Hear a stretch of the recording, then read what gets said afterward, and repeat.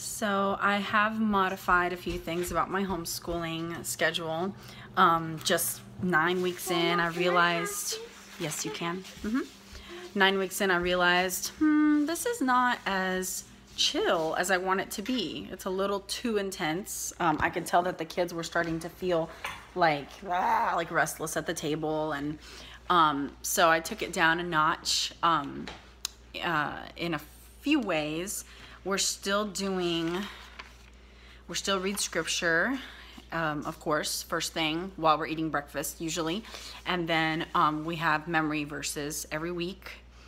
I'm not like teaching them a hymn anymore. I feel like that was taking too much time.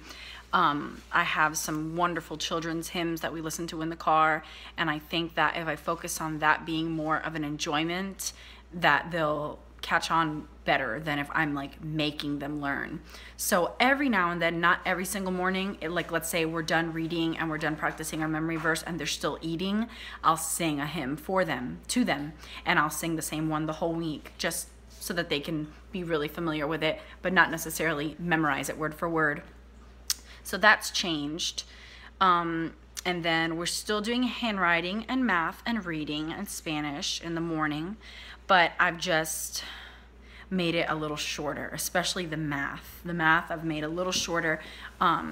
Today was great. We did, I don't know what you would call it, but like we have math UC, so we had like a 9 block and then individual 1 blocks, and I was showing them how this is all 15, for example.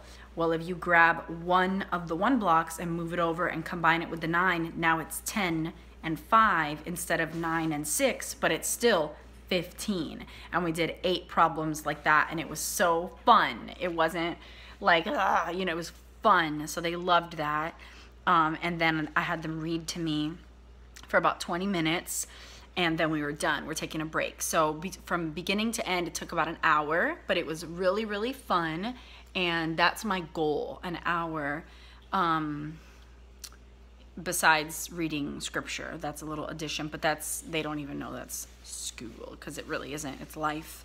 That's during breakfast. And then they just did guitar. My little one just finished his lesson. My big one's doing his lesson now, which I love that, and that's fun for them, and it's really good for them.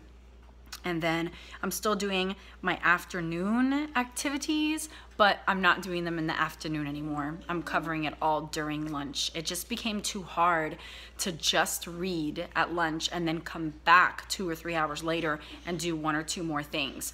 During that time, it's like that's the downhill part of the day where I need to work out, I need to start dinner, little things around the house need to get done. I didn't want 45 minutes dedicated to geography or nature study or composer study. So now during lunch, we'll all eat together, and I usually finish first, and then I'll read and read and read to them, and then we'll stay there and do whatever the afternoon activity was. So Mondays we do composer study, Tuesdays we do nature study. We're still working through reptiles and geography. And then Wednesdays we do our timeline and a craft. And every other Wednesday we actually have this little co-op that we are a part of. So we do a craft there. So on Wednesdays I'm not even doing a craft because we do it there, and it like relieves me of that. And timeline is super simple. We just read a card and hang it up on the wall. And then Thursday we practice our poetry that we're memorizing, and we do our art study. And Friday we do our biography, which we're still doing Benjamin Franklin, and art time, and that's just free. It could be anything from sketching, watercolors, painting, doing a craft again, Play-Doh, molding, anything like that. So I've just pushed those things to during lunch and right after lunch, staying at the table and doing everything. It's just easier to do school while you have them sitting there than to let everybody break away and then get them back. And meal times, they're already sitting there, so I'm utilizing that. So that's been the few little things I've tweaked. I'm still covering all the same information. I didn't want to take away anything because I love all the stuff we're covering, and I didn't want to add anything either because I think it's really, really well balanced and good.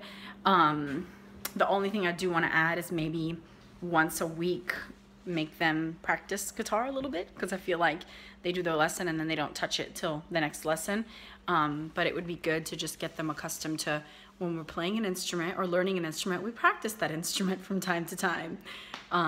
So yeah, just wanted to update you guys on how homeschool's changed. And we're reading the fourth book of Little House. I'm so pumped. It's been really, really good. Right now, out of the library, we have stories from around the world, which they really enjoy, and poetry. We have When We Were Very Young, as well as And Now We Are Six. And I'm so excited. We go to the library a lot and get books, but we have to take them back. They're not ours. And then I have online all the links to all the reading that we need to do for the Charlotte Mason curriculum.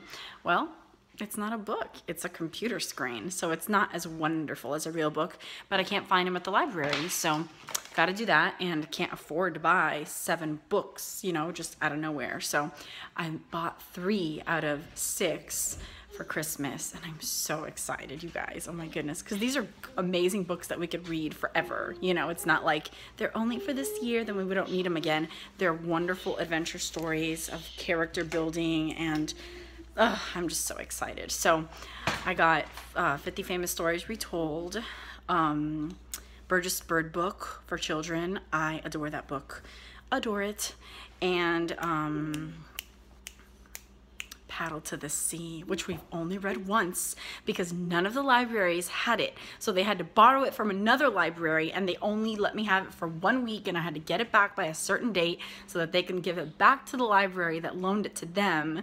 And so we've only read it one time, so I'm so excited that we're gonna own it, because it impacted their life. Every time they see something floating, it's like Paddle to the Sea, and they play, and they learned all about the Great Lakes, and it's just so good. So I'm really excited. I still want to buy Viking Tales, Our Island Story, and there's another one. Let me see.